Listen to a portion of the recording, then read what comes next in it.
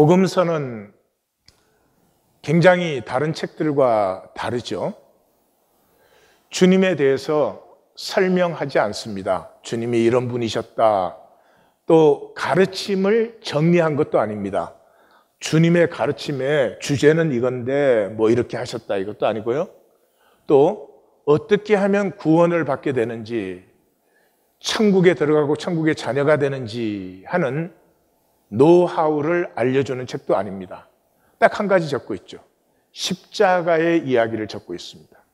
갈릴리 사역은 십자가 이야기의 서론이죠. 다시 말해서 이 성경은 십자가를 만나는 책이에요. 왜냐 그러면 십자가를 만날 때 상황의 거짓이 드러나 버려요. 상황이 권세를 잃어요. 우리는 현상 세계 속에 살지 않아요? 현상 세계 모든 것이 우리에겐 상황이에요. 이 상황은 누가 만드는 거죠? 마귀가 만드는 거예요. 이 세상 임금이 이 세상을 통치하고 있어요. 이 모든 상황은 마귀가 만드는 상황이에요. 좋든 안 좋든 뭐. 그래서 상황을 보는 사람은, 상황을 사는 사람은 교회를 하루에 12번을 왔다 갔다 해도 그냥 마귀의 종로로 사는 것이고요. 그 상황 속에 숨겨져 있는 하나님의 뜻, 하나님의 길을 사는 사람은 이 마귀가 만든 상황 속에서 숨겨져 있는 하나님의 뜻을 살고 이루게 되는 것이에요. 혈육으로 이 세상을 사는 사람은 상황의 종로로 할 수밖에 없어요. 우리 중에 누가 상황과 상관없이 살 수 있다 그런 사람은 없어요. 그럼에도 불구하고 십자가에 죽으면 상황이 권세를 잃어버려요. 모든 상황은 죽고 사는 문제 같아요. 지금 이 일이 해결되지 않으면 큰일 날 것 같아. 지금 이 일을 이렇게 하지 않으면 큰 손해를 볼 것 같아. 근데 죽을 때 그 상관 있어요? 아무 상관없어요. 내가 뭐 상황이 이랬었느냐 저랬었느냐 하는 건 죽을 때는 전혀 상관이 없어요. 죽을 때는 딱 한 가지예요. 이 모든 상황 속에서 나는 나를 피웠느냐 아니면 하늘 그대로인가 하는 거죠. 이번 주 본문은 주님이 운명하심의 전반부를 우리가 보고 있습니다. 모든 말씀은 관찰이 중요해요. 이 말씀은 해석하기 이전에 두 가지의 뚜렷한 특징을 우리에게 나타내고 있어요. 이 말씀 속에서 우리의 세계가 깨어져 나가요. 그렇게도 중요했던, 우리가 우리 세계를 지키기 위해서 얼마나 애를 써요. 근데 그게 그냥 바람에 날리는 이 겨와 같이 날려버리는 것이 두 가지로 나타나는데, 첫 번째는 침묵이에요. 빌라도가 내가 유대인의 왕이냐 하니까 내 말이 옳도다 하신 이후에 완전 침묵이에요. 엘리 엘리 라마 사박다니까지. 이 침묵 속에서 우리는 하나님의 질문을 만나요. 그 질문을 만날 때가 나의 진실을 직면하게 되는 이 동전의 양면이에요. 그래서 창세기를 보면은 내가 어디에 있느냐, 이건 내 자신에 대한 질문이죠. 내 형제가 어디에 있느냐, 이건 관계에 대한 질문이죠.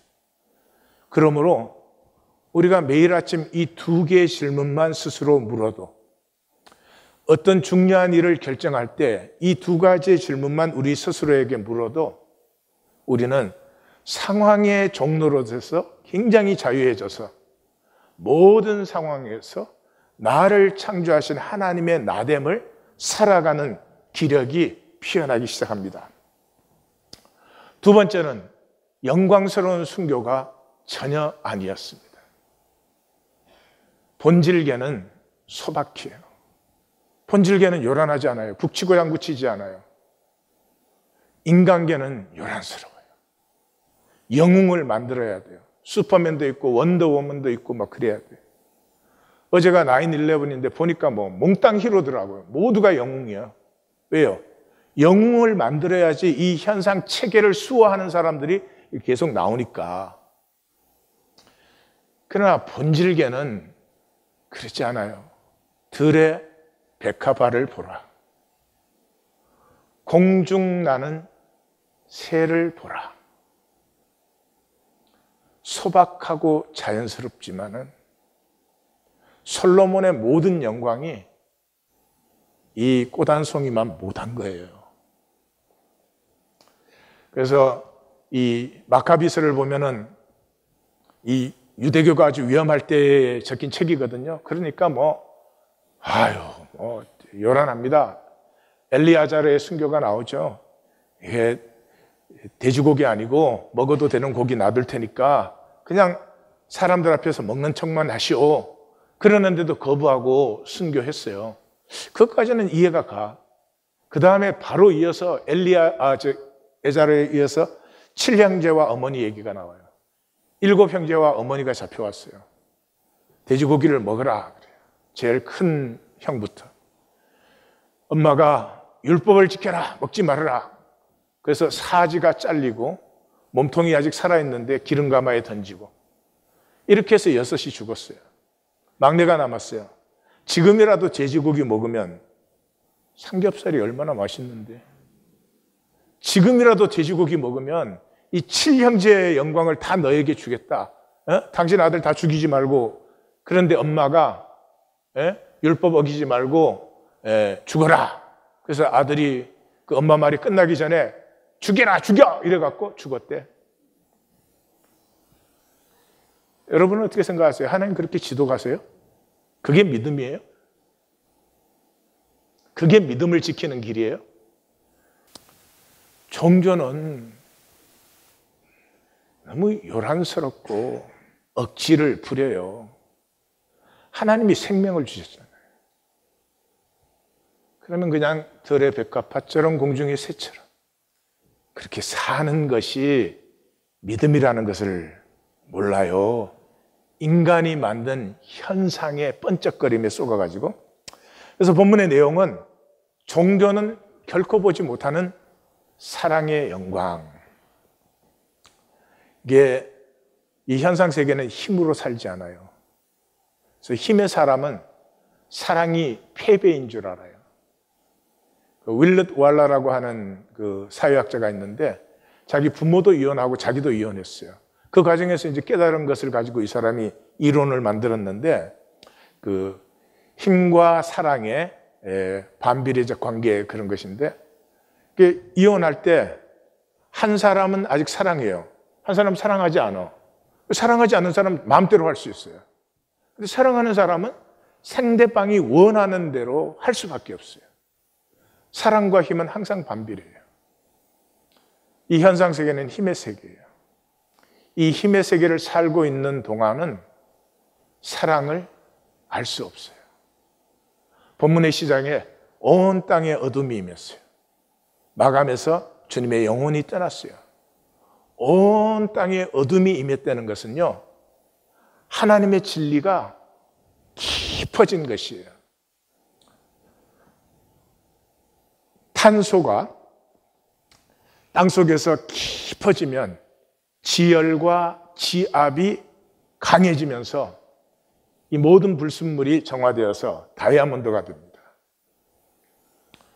하나님의 진리가 깊어지는 순간이 이제까지 있었던 이 땅에 나타났던 하나님의 모든 진리가 100% 본질화되는, 100% 순전해지는 그런 시간이에요.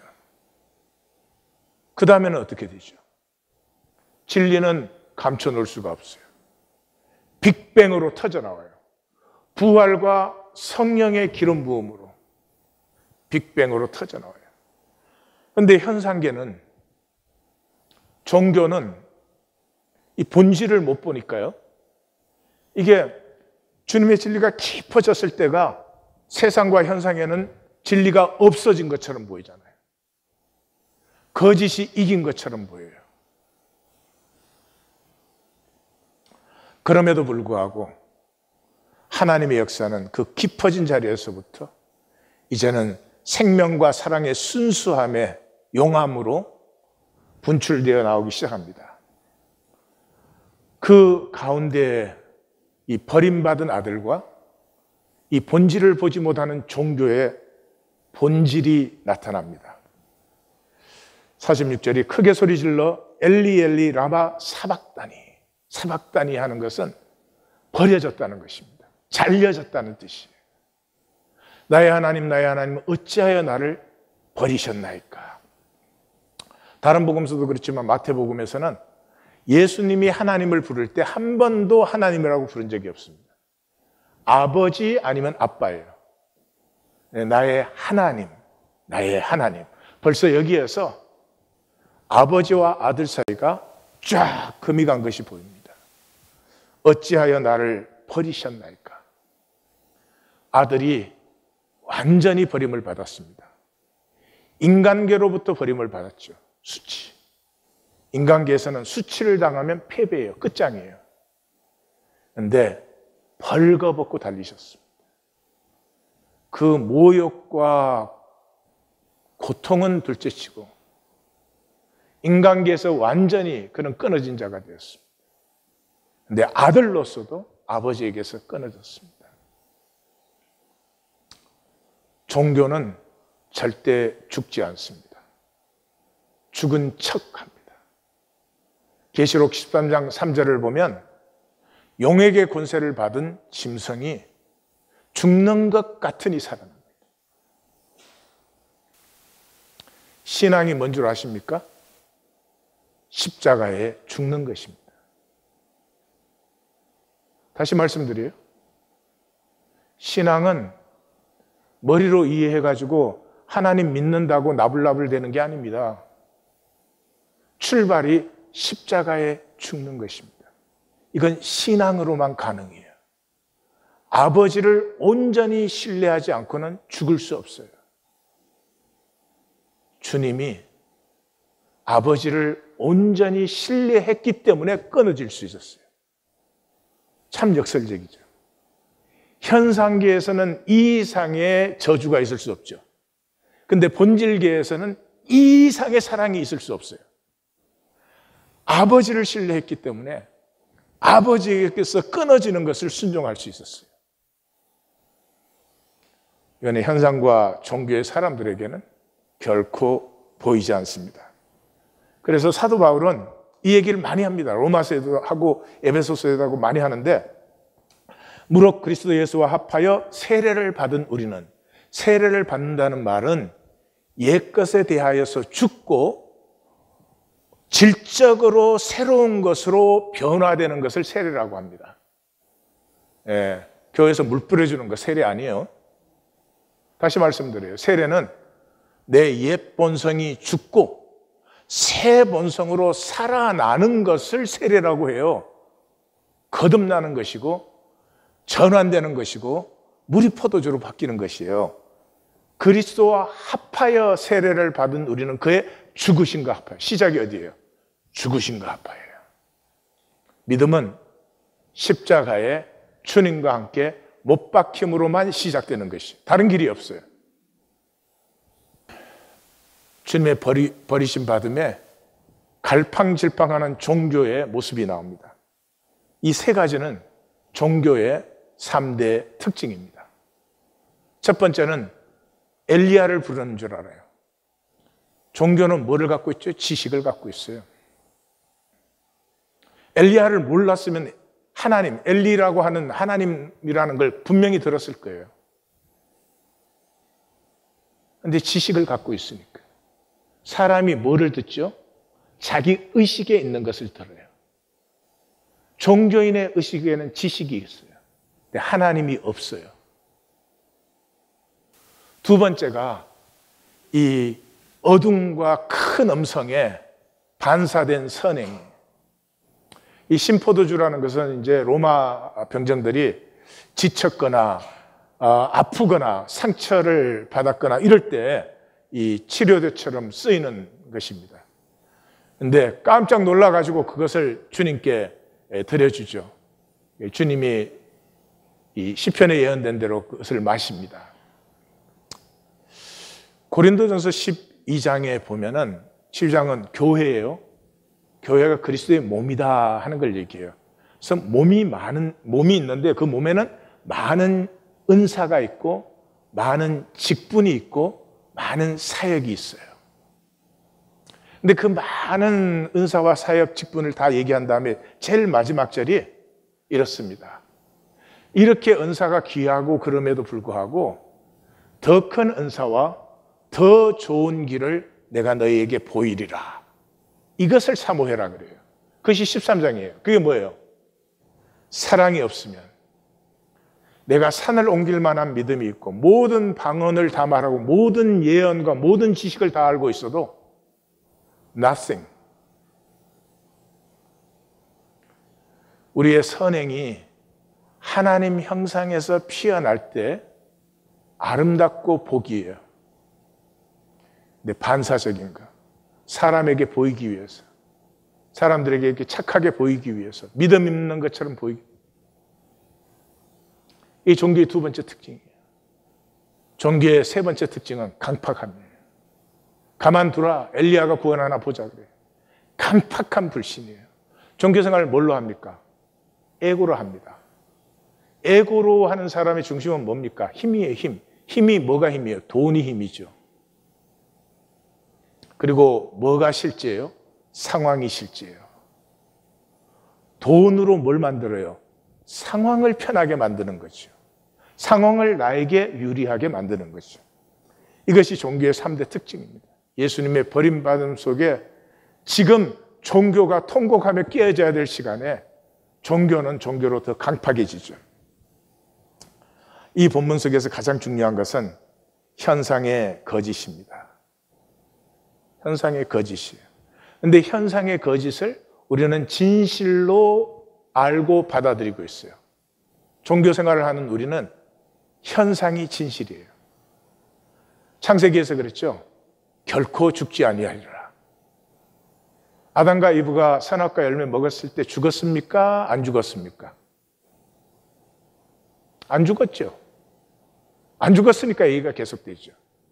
그런데 그 안 죽은 것은 뭐에서요? 현상에서 안 죽었죠.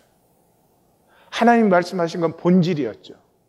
본질에서 죽으면 뭐예요? 단절이죠. 하나님에게서 단절되었고 아담과 이브가 단절되었고 인간과 자연이 단절되어서 이때로부터 정신토록 땀 흘려 수고하고 땀을 흘려야 먹을 것을 얻을 수가 있고 여자가 자녀를 낳는 것이 당연하고 복된 것인데 이것이 고통과 수고가 되고 단절되었기 때문에. 근데 마귀는 현상을 가지고 속이죠. 현상의 육체는 죽지 않으니까 결코 죽지 않는다. 그 다음 뭐라 그랬어요? 너희가 하나님같이 된다. 하나님이 뭘 하세요? 하나님 자기 뜻대로 이루시는 거예요. 그래서 하나님같이 되면 마음대로 살아요. 우리 모두가 마음대로 살아요. 그런데 그 마음대로를 가지고 용서하고 사랑하는 것이 아니라 그 마음대로를 가지고 가리고 피하고 유리하고 판단 정죄하고 미워하는 데 마음대로 하고 있어요. 본질을 상실하고 상황밖에 없는 상황의 존재가 된 것이죠. 그래서 마귀가 이 세상에 만드는 모든 것은 현상이에요. 그 현상 중에 나에게 관계된 것이 내 상황이에요. 그런데 이 현상과 상황은 일루전이에요. 환영이에요, 환영. 실제로 존재하지 않아요. 있는 것 같은데 계속 바뀌어요. 그래서 죽을 때 보면은 상황을 산 사람은 허무해요. 그렇게 열심히 살았는데 모든 상황은 쓰러지는 것이니까요. 근데 어떻게 그 상황을 실제로 착각하고 이렇게 열심히 살죠? 생각과 말로 이루어져 있으니까. 생각은 뭘로 해요? 뇌로 해요, 뇌. 이 두개골 속에 갇혀서 이 외부에 있는 어떤 현상과도 직접 연결되지 않아요. 그럼 어떻게 알아요? 뇌에는 두 가지밖에 없어요. 전기 신호가 있고 화학 신호가 있어요. 전기 신호와 화학 신호가 오면 그걸 가지고 그동안에 경험했던 그 경험은 내 개인의 경험뿐만 아니라 인류의 조상부터 있었던 모든 경험, 그 모든 경험은 뭐예요? 생존의 경험이에요. 살아남아야 된다는 거지. 그걸로 해석을 해요. 그러니까 아무것도 모르고 오로지 생존의 현상밖에 없어요. 그걸 또 어떻게 표현을 해야 돼요? 말로 표현을 해야 돼요. 말은 실제가 아니에요. 심볼, 상징이에요. 그래서 본질은 사라진 이 현상 세계를 모두가 무슨 진짜 세계인 줄 알고 그렇게 열심히 살고 목숨 걸고 살아요. 그래서 이 종교는 하나님의 역사가, 본질의 역사가 항상 패배로 보여요. 상황 속의 본질은 패배로 보여요. 그래서 타락한 것도 그러죠. 하나님이 다 아시면서 왜 타락하게 했나, 뭐 그런. 홍수, 대표적이죠. 99.99%가 타락했어요. 그러면 모든 신화의 신들, 종교의 신들은 싹 없애버리고 새로 합니다. 근데 하나님은 0.01%의 가능을 가지고 이 세계를 새롭게 하시는 하나님이세요. 이건 성경에밖에 없어요. 그래서 홍수의 총 결론이 뭐예요? 사람이 바뀐 게 아니에요. 하나님이 바뀌셨어요. 이는 사람의 마음에 계획하는 바가 어려서부터 악합니다. 사람의 본성이 악해요. 사람 보고 바뀌라 그런다고 바뀌지 않아요. 내가 다시는 멸하지 아니하리라. 멸망시킨다고 바뀌지 않아요. 여기 하나님이 십자가의 하나님을 선포하고 있어요. 이 악한 인간을 내가 품고 죽는 거예요. 멸망시켜서 변화된다면 다 멸망시키죠. 하나님이 품고 죽으세요. 이게 구원이에요. 그런데 대부분의 현상의 사람은 절대로 하나님에게 품음받지 않습니다.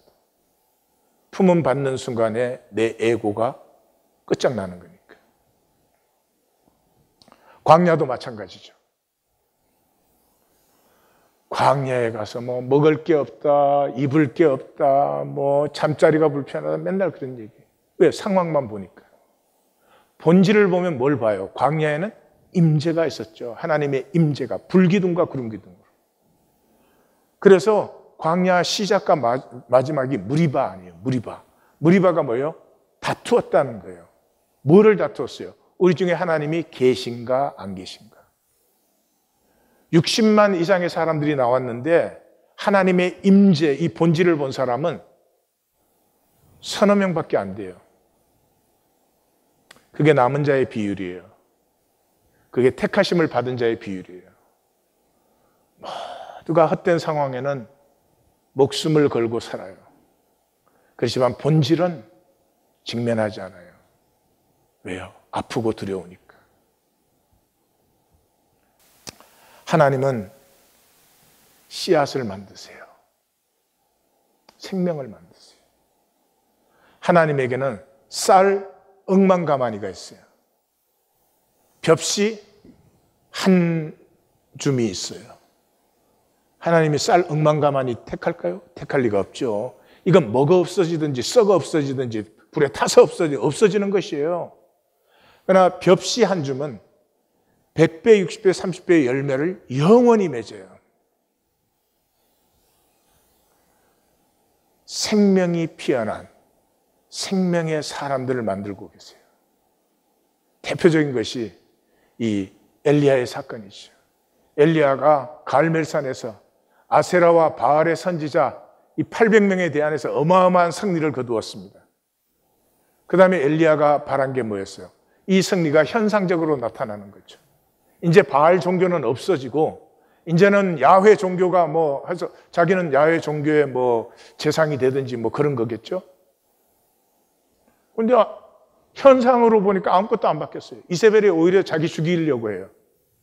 그러니까 광야로 나아가가지고 뭐 중내 산에 그러고 난리가 났습니다. 하나님이 호렙까지 인도한 다음에 내가 왜 여기 있느냐? 그러니까 하는 말이 내가 만군의 하나님 여호와를 위하여 열심히 유별하오니. 하나님은 유별한 거 별로 안 좋아하세요. 예. 예, 종교생활 하시는 분들은 잘 아셔야 됩니다. 들의 백합과 같이, 공중에 나는 새와 같이, 본성이라는 것은 자연스럽게 나타나지 이렇게 억지로 막 만들어내는 것이 아니에요. 그래서 그 억지에서 보니까 이 백성들이 주의 언약을 다 버렸고 주의 제단을 헐었고 선지자는 다 죽었고, 하나님 뭐라고요? 너 내 앞에서 이 산에 서라. 그 다음에 큰 바람이 있었어요. 근데 바람 중에 아무것도 없었어요. 그 다음에 큰 지진이 일어났어요. 지진 중에도 아무것도 없어요. 그 다음에 큰 불이 일어났어요. 근데 아무것도 없어요. 이 종교는 바람, 지진, 불 만든다고 난리들이지. 그것이 다 지나간 후에 세미한 음성이 있었어요. 세미한 음성이에요. 생각이 복잡하고 계산이 드글드글 돌아가는 사람은 결코 들을 수가 없어요. 침묵. 세미한 소리가 있었어요. 아람에는 하사엘을 세우고 이스라엘은 예후를 세우고 유다에는 엘리사를 세워라. 내가 남겨둔 7,000명이 있다. 아무것도 못 봤죠. 그래서 역사는 남은 자의 역사예요. 남은 자의 역사라고 하는 것은 하나님의 진실이 이 땅에서 점점 순수화되는 거예요. 다윗의 진실이 얼마나 진실되었을까? 저는 이 말씀 준비하면서 생각을 해봤는데 절반 아닌 것 같아요. 다윗이 거짓말 여러 번 했잖아요. 절반 안 되는 거, 50% 안 되는 것 같아요. 모세, 여호수아, 사무엘, 한나, 그 인간 속에 나타나는 그 깨끗하지 않은 100%가 아닌 진실이 하나님의 역사 속에서 점점 초점이 모입니다. 이것이 100%로 순전해진 것이 예수님이세요. 그리고 십자가에서 그것이 완성된 것이 100%로. 여기에서부터, 십자가에서부터 이 순전해진, 깨끗해진 진실은 빅뱅이 일어나면서 열리기 시작하죠. 그러나 이건 양적이 아니에요. 이 양적으로 생각하면 이 전혀 이해를 못 하시는 거예요. 생명 역사예요. 역사의 수많은 사람들은 그냥 쓰러져 버려요. 한 알 그대로로 다 단절되어서 땡글땡글 아무것도 아니에요. 그런데 이 남은 자들은 한 사람 한 사람이 주님과 연합됩니다. 주님을 머리로, 하나님을 머리로 연합되어서 그 몸이 점점 자라가기 시작합니다. 자라면서 동시에 그 진실에 깊어지고, 그 다음에 거기에서부터 이제 그리스도 안에 지체가 되는 영혼들이 모임을 받는 것이죠. 그래서 예수님께서 십자가 본문에 들어오시기 전에 2번이나 얘기했죠. 청함을 받은 자는 많되 택하심을 입은 자는 적으니라. 이 원어에는 2번이에요. 근데 왜 우리 한글 번역에서 한 번은 빼버렸는지 알 수가 없어요. 그리고 하늘 이 끝에서 하늘 저 끝까지, 땅이 아니에요.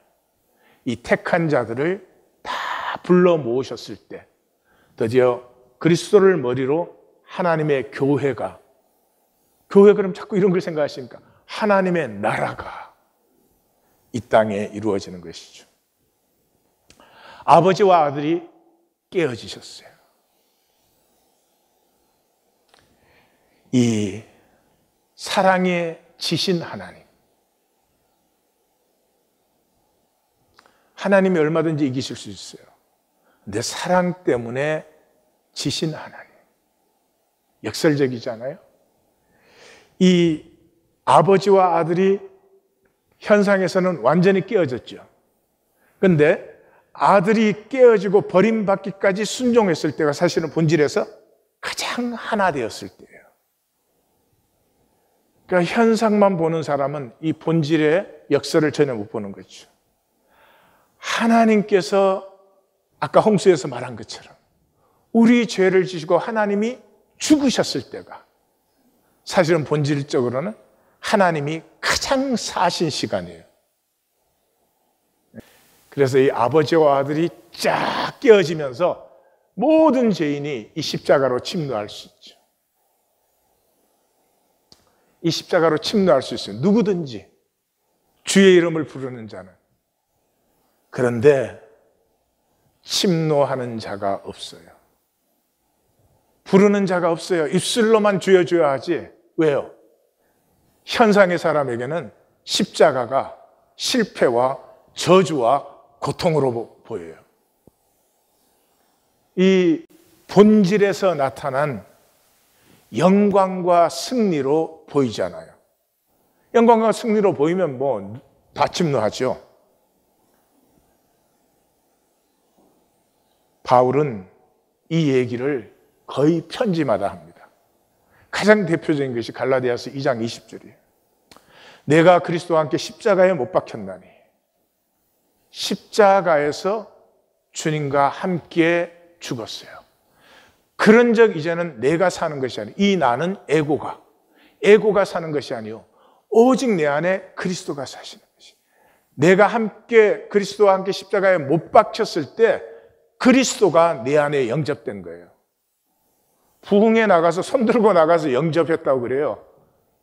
성경에 어디 있어요 그런 게? 그리스도께서 내가 그리스도와 함께 죽을 때 그리스도께서 내 안에 들어오신 것이. 그 그리스도 안에서는 에고가 아니라 내 하나님의 형상이 피어나기 시작해요.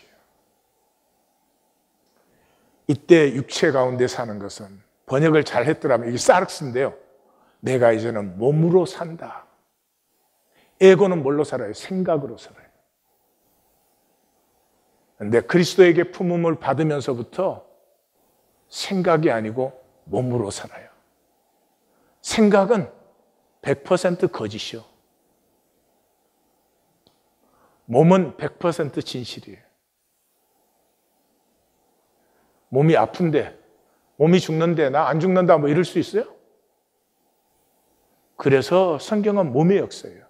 창세기 2장에서 한 몸이 되어요. 신약에 들어와서 그리스도의 몸이 되어요. 빌립보서 3장 21절에 우리의 부활도 몸으로 해요. 영광의 몸으로. 종교생활 몸으로 합니까? 생각으로 하죠. 십자가는 그러므로 이해나 동의나 칭송의 대상이 아닙니다. 기독교는 맨날 모였다 하면 이거 하는 거 아니에요.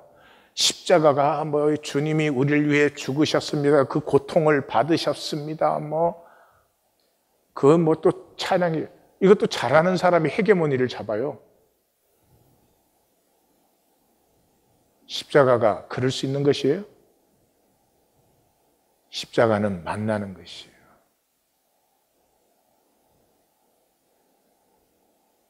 부모가 자식 위해서 희생했는데 자식이 그거 설명하면 돼요?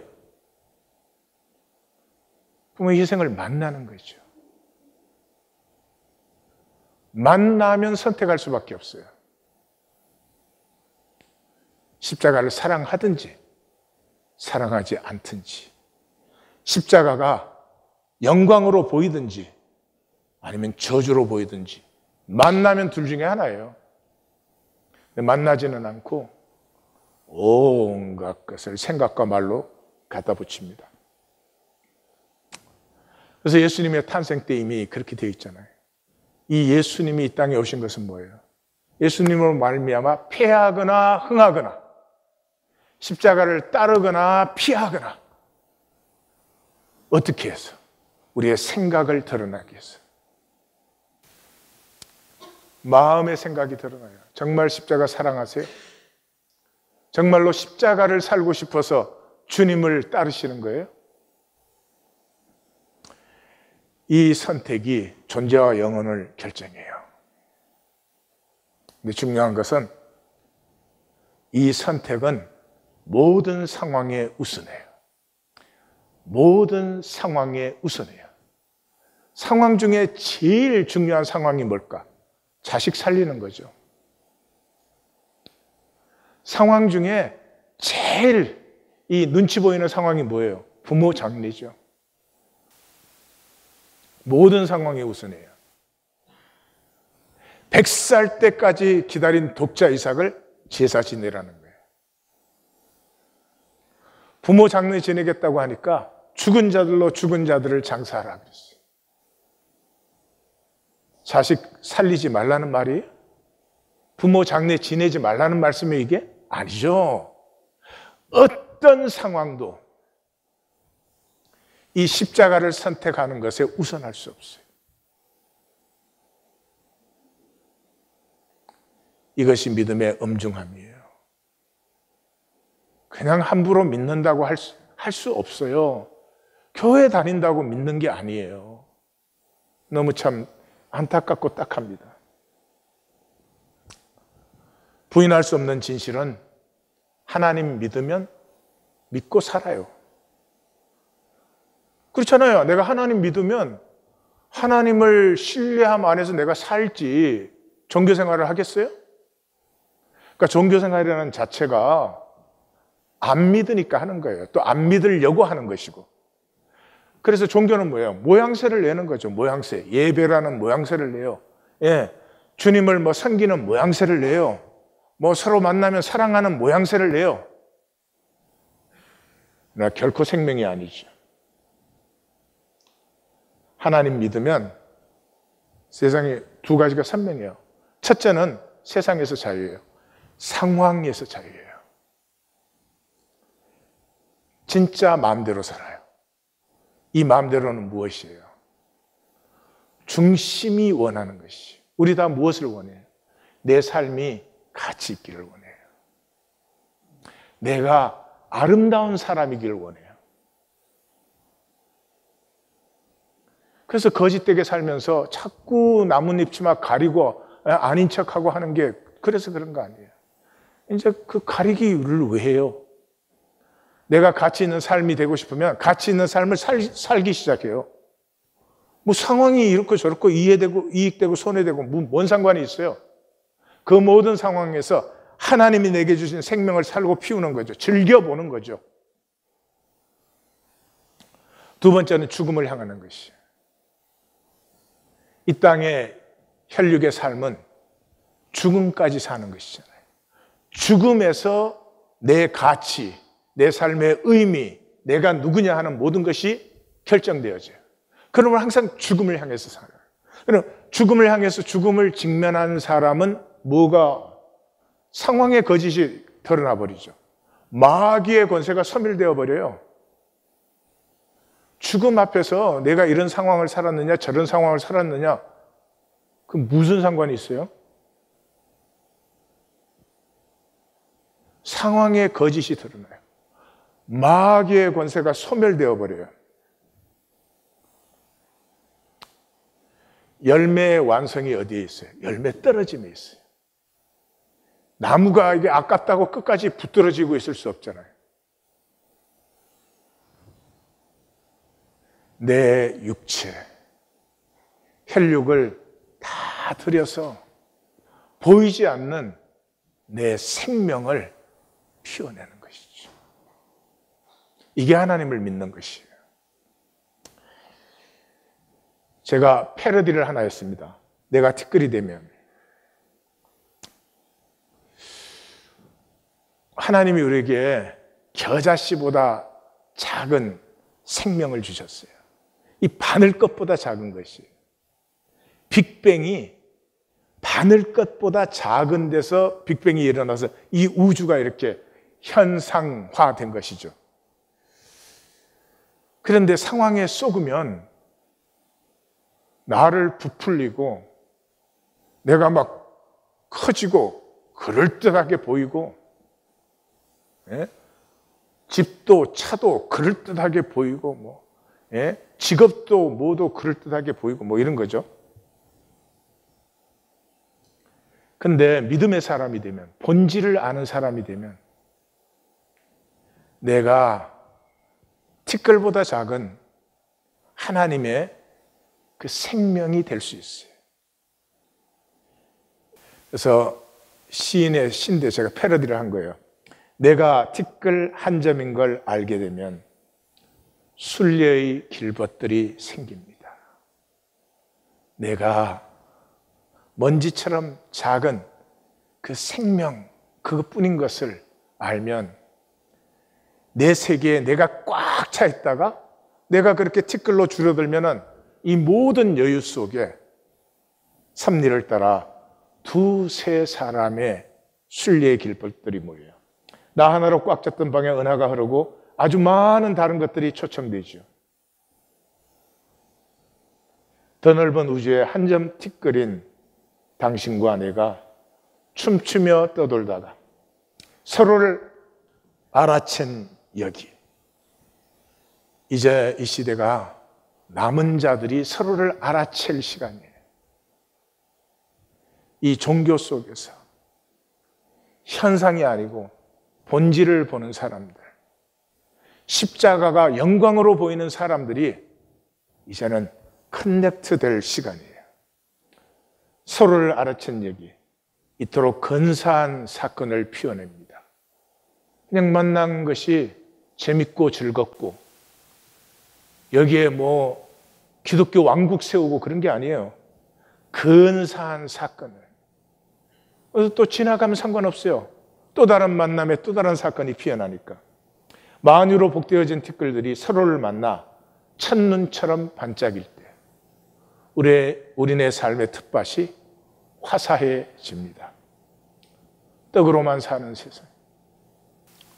돌로 떡을 만들어라. 그러니까 사람이 떡으로만 사는 것이 아니요, 하나님의 입으로 나오는 모든 말씀으로 산다 그랬어요. 떡으로만 살지 않는다는 말이 뭐예요? 떡은 필요하지만 낮은 차원이죠. 낮은 차원이죠. 이 세상을 좀 보세요. 떡으로만 사는 세상이에요. 너무나 낮은 차원의 성공, 명품 소유, 질 낮은 경쟁심. 네 차가 비싸냐 내 차가 비싸냐, 니네 자식이 이런 대학 갔냐 우리 자식이 이런 대학 갔냐. 생명의 본질을 모르기 때문에 그러는 것이죠. 여기에 십자가를 바라는 사람입니다. 십자가는 본질을 보는 사람에게는 무한 가치, 이 이상 생명이 더 귀하고 높을 수가 없어요. 떡으로만 사는 것이 아니라 하나님의 입으로 나오는 말씀으로. 제가 이 설명을 어떻게 할까 하다가 도표를 이렇게 그려봤어요. 하나님의 창조계는 저 이제 도표니까 그렇죠. 무한하죠. 그 안에 우리 조그마한 인간계가 있어요. 인간계라는 건 이게 모든 게 상황으로 이루어져 있죠. 이 창조계는 모든 것이 말씀으로 되어 있죠. 이 도표를 제가 일일이 설명할 필요는 없을 것 같고, 이건 나중에 좀 각자가 묵상을 해보셔야 돼요. 인간계에 사는 길은 다 거짓이죠. 예. 지난주 우리 박완서 씨의 나의 가장 나종신인 것 들으셨지만, 그냥 길을 쓰고 꾸민 것. 그 아들이 죽은 것을 비참하게 보이지 않기 위해서 길을 쓰고 꾸민 것들이 그냥 다 떠내려가는 거예요. 다 떠내려가는 거죠. 그냥 평생을 꾸미게 하는 거예요. 우리 삶에 그런 시간이 없을 수는 없어요. 그러나 평생 전체를 꾸미기에 바친다. 이건 우리 스스로 생각해도 좀 너무하지 않는 겁니까? 완전히 사람에게 보이려고. 말 한마디를 해도 그저 사람에게 멋있게 보이려고. 창조계는 그냥 순리대로 들의 뱃값과 공중나는 새처럼 이 인간계의 사람은요, 적당히 성실하고 적당히 착해. 사람에게 착하고 성실하게 보여야 되니까. 그러나 결코 자기 본질이 그렇게 성실하고 착한 건 아니죠. 근데 그걸 우리가 해요. 내가 나를 버리는 그 삶을 우리가 평생을 살아요. 창조계의 사람은 뭐예요? 그냥 나로 사는 거예요. 어린아이 같이. 꼭 잘나야 돼요? 꼭 옳아야 돼요? 그런 거 아니잖아요. 인간계의 종교는 이 종교적 신심이에요. 불안해서. 어제 US 오픈 그 여자 결승전이 둘 다 티네이저여서 다들 떠들썩했죠.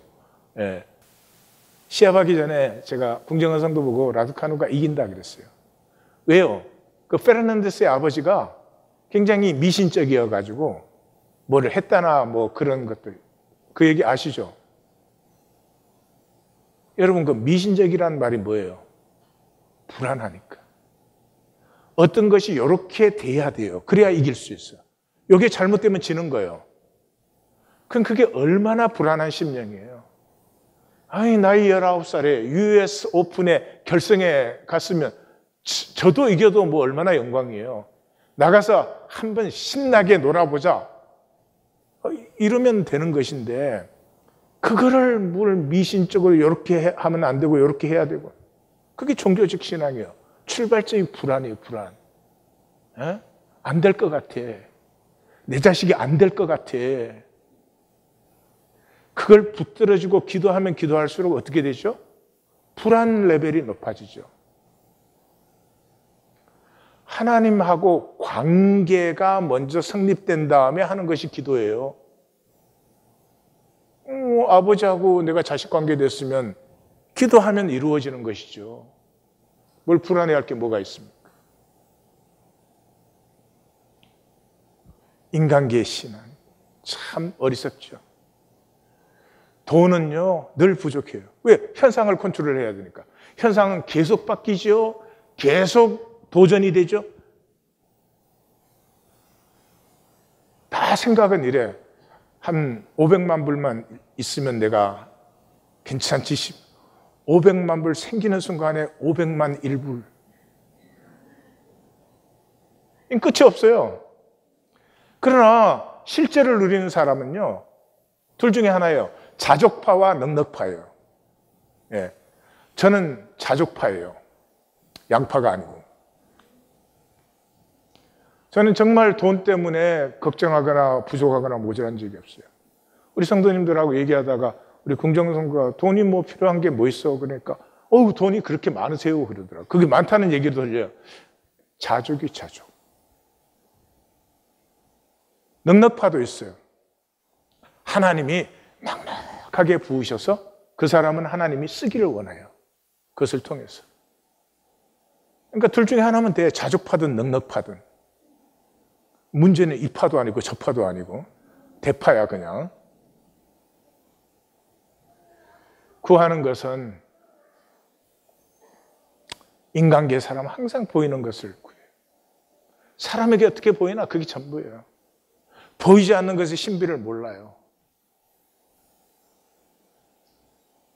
에고, 영원한 마귀 통치. 상황 자체가 아니라 그 상황 속에 섭리를 누리는 거죠. 상황에서 보면 십자가는 저주와 패배예요. 상황의 십자가는 저주와 패배 아니에요. 근데 상황 속에 섭리를 보는 사람에게는 십자가가 아버지와 아들이 깨어진 그 자리가 어느 때보다 하나 된 자리시고요. 하나님이 죽으신 그 자리가 어느 때보다 하나님이 하나님 되신 자리지. 영광과 승리로 보여요. 불효자는 어떻게 해야 될까요? 불효자는 이제부터는 한 주에 1,000불씩 부모에게 갖다 주면 될까요? 불효자는 내가 불효하다는 걸 알면 돼요. 뭐 몇십 년을 불효했어도요, 자기가 불효하다는 것을 아파하는 아픔이 생기면 부모가 더 안타까워져요. 불효해도 괜찮다고. 근데 내가 불효자라는 것을 알면서부터요, 모든 걸 알게 돼요. 그때는 뭐 아버지가 이래서 엄마가 이래서 뭐 불평이고 뭐 우리 엄마 아빠는 뭐 세상을 몰라가지고 뭐 어찌고 근데 불효한 걸 알면서부터 그게 다 사랑이었다는 것을 알게 돼요. 그게 다 나 때문에 아파한 것이라는 것을 알아요. 그리고 뭐 자기가 해준 건 좀 한 건 잊어먹질 않아. 그런데 내가 뭘 좀 해준 것 같이도 다 방탕한 것이었고 불효였어요. 저희 어머님이 돌아가시고 나서 시간이 흐를수록요, 엄마 마음을 내가 너무 몰랐어요. 그냥 나만 보면 좋아하시니까. 우리 성도들하고 정반대. 나만 보면 좋아하시고 행복하셨어요. 믿거나 말거나. 근데 내가 효자인 줄 알았어요. 그 마음 하나도 내가 못 헤아려 드렸더라고요. 이 십자가에 주님의 운명까지 왔습니다.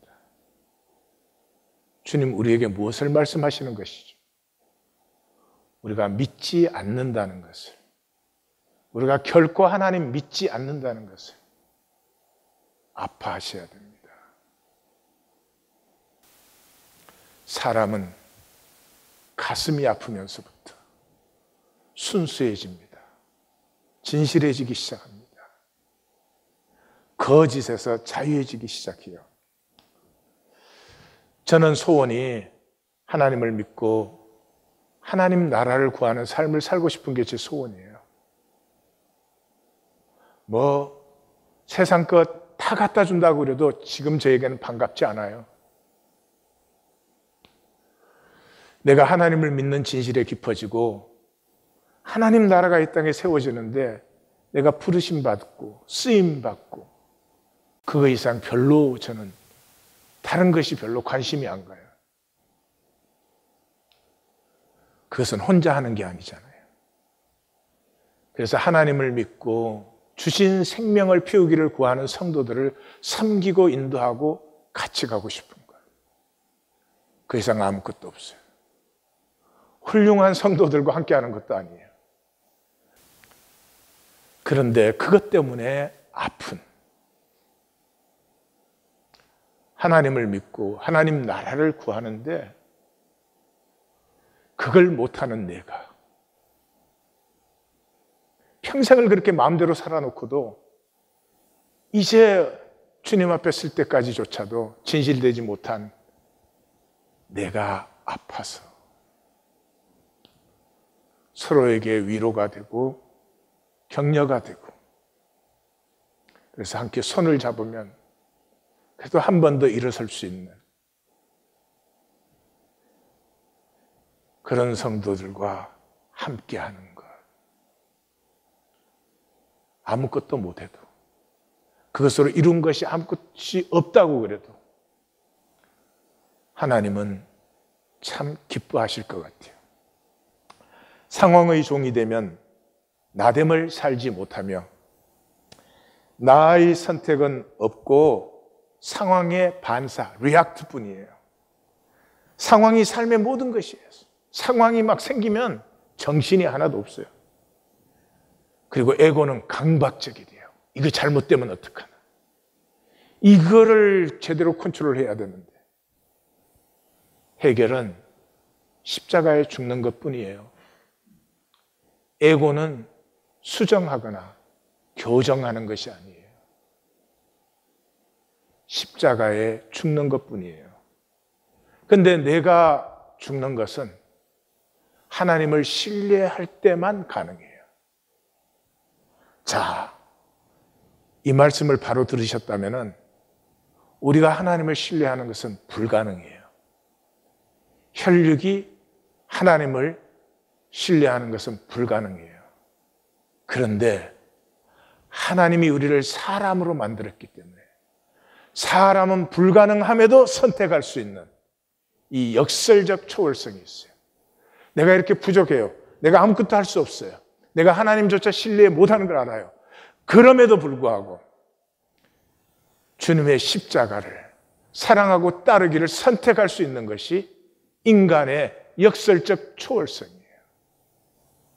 믿음은 내가 죽는 것이에요. 내가 살아서 믿는 것 아니에요. 내가 알아서 믿는 것 아니에요. 믿음의 출발은 내가 그리스도와 함께 십자가에 못 박히는 것입니다.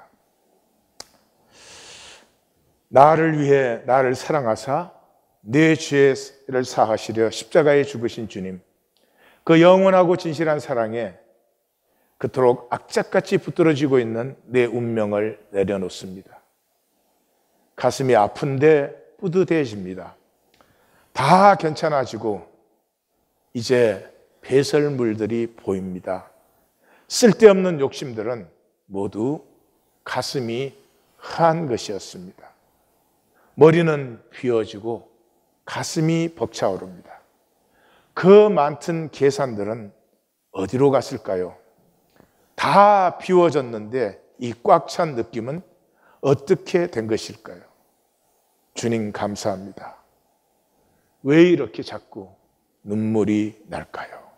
기도하십시다.